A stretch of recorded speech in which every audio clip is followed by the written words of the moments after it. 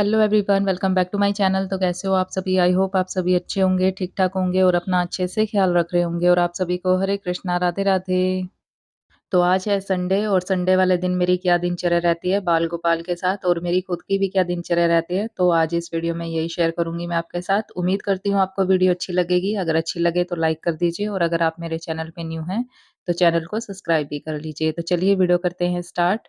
तो संडे वाले दिन भी मैं थोड़ा जल्दी उठती हूँ, वैसे और दिनों से लेट उठती हूँ, जैसे कि और दिन तो मैं जैसे पौने 4 या 4 बजे के करीब उठ जाती हूँ, लेकिन संडे वाले दिन मैं 5 बजे के करीब उठती हूँ। क्योंकि बच्चों की छुट्टी रहती है, तो इतना जल्दी उठने का कोई फ़ायदा नहीं है। तो बच्चे सोए होते हैं और संडे होता है, तो बच्चे उठते भी लेट हैं, इसलिए।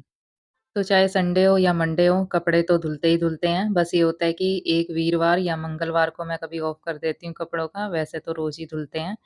तो कभी ये होता है कि मंगलवार भी धुल ही जाते हैं क्योंकि बच्चों वाला घर है, तो इस करके कपड़े थोड़े ज़्यादा हो जाते हैं, तो मैं धो ही देती हूँ। तो बस ये है कि वीरवार को नहीं मैं धोती।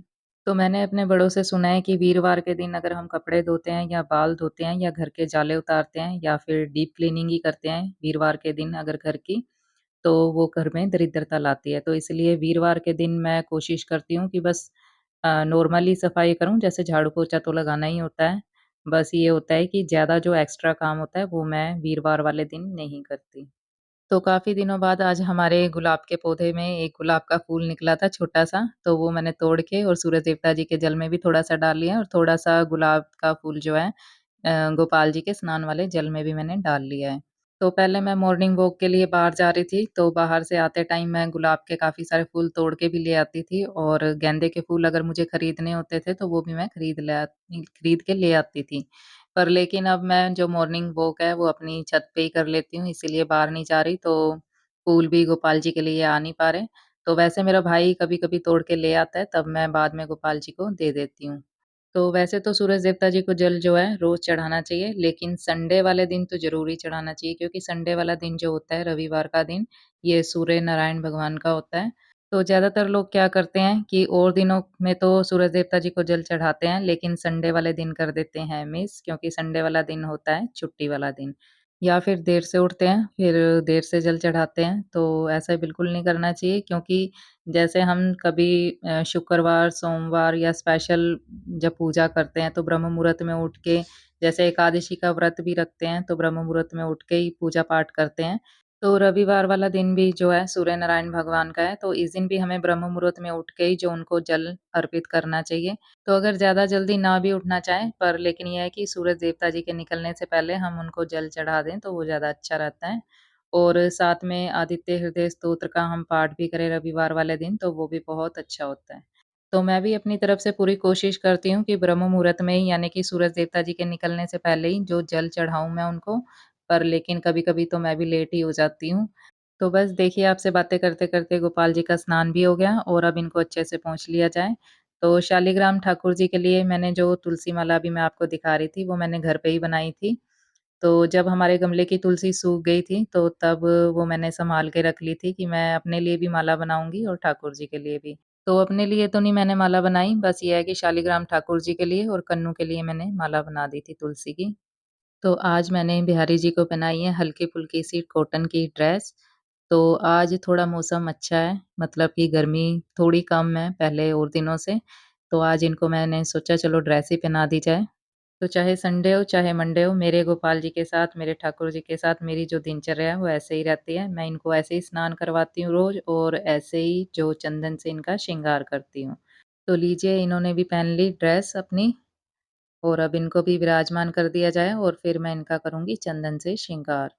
तो रविवार वाले दिन भी मेरी यही दिनचर्या रहती है जैसे और दिन रहती है क्योंकि बच्चों की तो चलो छुट्टी होती है, पर ये है कि नाश्ता जो पहले बनाना होता है, टिफ़िन पैक करना होता है, वो नहीं करना पड़ता मुझे, वो फिर मैं बाद में करती हूँ आराम से।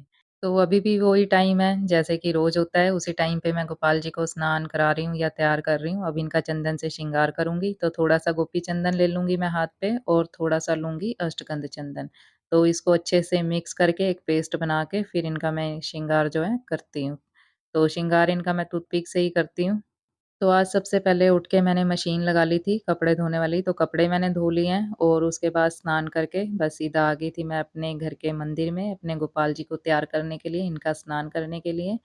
क्योंकि आज जो नाश्ता बनेगा लेट और आज नाश्ते में बनेंगे छोले-भटूरे, तो बच्चे काफ़ी टाइम से कह रहे थे कि मम्मी छोले-भटूरे खाने हैं, तो मैंने सोचा चलो आज इनके लिए बना ही देती हूँ मैं नाश्ते में।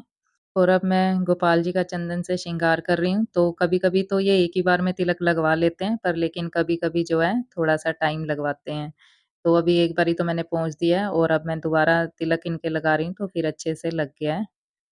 तो चंदन का जो श्रृंगार है मैं गोपाल जी का अपनी तरफ से तो अच्छा करने की कोशिश करती हूँ, क्योंकि मेरे को गोपाल जी का जो चंदन स्नान कह रही हूँ, श्रृंगार करना काफ़ी अच्छा लगता है।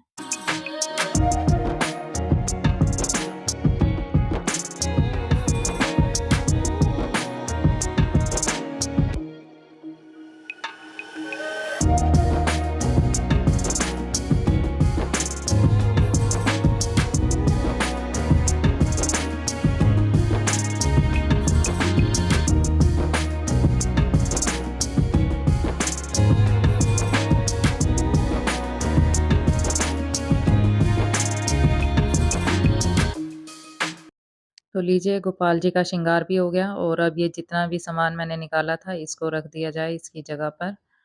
तो ये मैंने प्लास्टिक बॉक्स से लगा रखे हैं गोपाल जी का श्रृंगार का सामान और ड्रेसें इसी में मैंने रख दी हैं, ताकि जो डस्ट वगैरह भी अंदर ना जाए इसके। और गोपाल जी का जो हैंकी है, तो ये ट्रॉली का जो डोर है इस पे मैंने एक क्लिप लगा रखा है, उस पे हैंग कर देती हूँ। और ये जो तुलसी का पत्ता है इसको मैंने धो के रख लिया है, क्योंकि गोपाल जी को हम अगर तुलसी के पत्ते कम हो तो ऐसे दोबारा से धो के भी हम इनको अर्पित कर सकते हैं या उनके भोग में भी दे सकते हैं।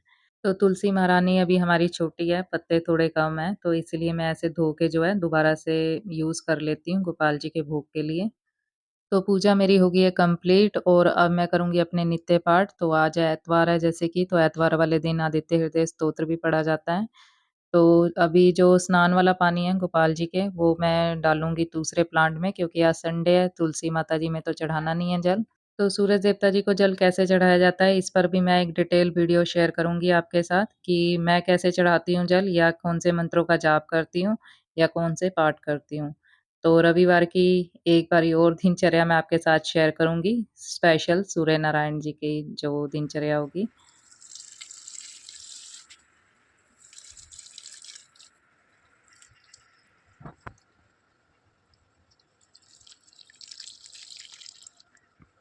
तो जैसे कि मैंने आपको बताया कि आज नहाने से पहले ही मैंने कपड़े धो लिए थे, तो कुछ यहाँ पर डाले हुए हैं मैंने और कुछ छत पर भी डाले हैं। तो अभी तो बच्चे सो रहे हैं, जब उठेंगे तो वो नाश्ता माँगेंगे, तो अब फटाफट से चला जाए रसोई में और बनाया जाए नाश्ता। तो अब मैं नाश्ते की तैयारी करूँगी, तो ये देखिए ऊपर भी कपड़े डले हुए हैं और मौसम भी आज काफ़ी अच्छा हो रखा है।